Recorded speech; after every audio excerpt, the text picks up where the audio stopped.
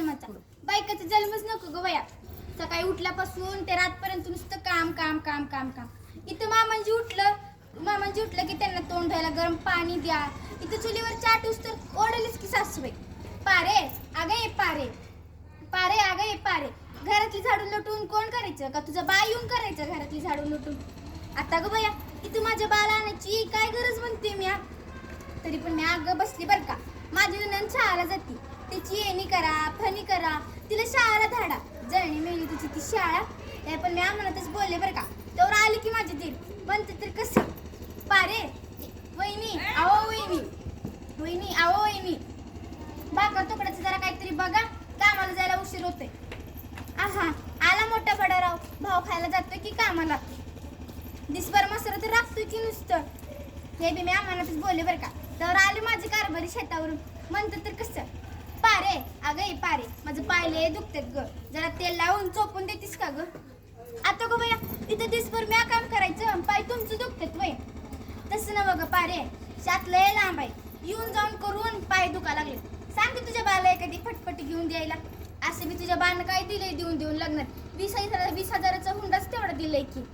आता ग बया त्याने असं माझ्यासोबत लगीन करून माझं बा आय काढलं तरी मी अगं बसले. पण आता ग बसायची नाही, जाते तडकन माहेरी निघून काढते त्याची पटपटी भुरकन. अहो तुमच्या बी शहराचं काही खरं नाही बरं का. गेले होते मी पण असंच आमच्या पाहुण्याकडं. तेव्हा जाऊन दरवाजे वाजवते तोपर्यंत आले की काकू पडला कळत लागले की डस रडायला. आता ग बया पारे अगं ये पारे, अगं त्या तुळशीचा नवरा गेला ग तिला सोडून. आता ग त्या जागी दुसरं कोण येणार कोणच ठाऊक. अगं बाई माझं तर डोकं चक्रावून गेलं. तेव्हाच तर तिच्या हातात ते बटनाचा डिगूर बघितला.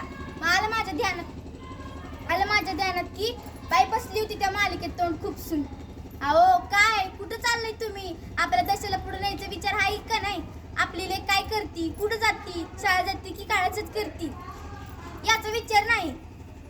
त्या तामिनीचं कसं होणार, तर कल्याणीला बाळ झालं की नाही, त्या होम मिनिस्टरची भाऊजी आज कोणत्या रंगाची साडी आणतील याचं मात्र भारी सगळं टेन्शन येणार. अहो एक सांगायची राहिलीच की आमच्या काकूच्या घरी शेजारी एक बाई राहायची. ती रोज नीट साडी घालायची, नट्टफट्टा करायची, लाली पोलिश करायची आणि बघलत पर सारखं लुट्ट चालत जायची. अहो चालत जायची. पण आहे ना तिचं एक तानुलं बाळ होतं, त्याला ती पाण्यात सोडून जायची. मला मात्र भारी लागायचा. मग मी जाऊन तिला बोलली की अगं ये नट्ट मोगरे कुठं जातीस की ते तानुलं बाळाला सोडून आणि येतीस तिने सांगचं. अहो त्याच्या मागचं सत्य काही ते वेगळंच होतं. ते ऐकलं ना माझ्या डोळ्यात टचकन पाणी आलं. हो माझ्या डोळ्यात टचकन पाणी आलं.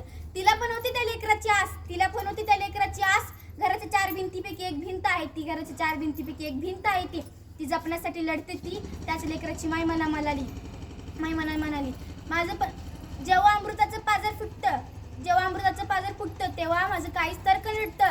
डोळ्यातून चटकन पाणी येतं. धडकन घराकडे जावं, त्या तानुल्या बाळाला माझ्या उराशी घट्ट कवटाळावं. त्याच्या बोबड्या बोलाने माझं अंतकरण भरून यावं. त्याला मनमोहक पाहावं. पण आड येते कर्तव्याची बेडी. काही कारणांना झुकावून टाकता येत नाही. आणि काही केल्याने आयुष्याची तडफड काही संपत नाही. माझं काहीच ती तुटतं. मला पण माझ्या लेकराचं बाई माझं मन किती रडतं. माझं काहीच ती तुटतं. माझं पण मन माझ्या लेकरासाठी किती रडतं. माझा राया एकलाच आहे. त्याला पण माझ्या आदराची गरज आहे. आज मी आता हा संसाराचा गाडा दोघांनी मिळून ओढायचा आहे.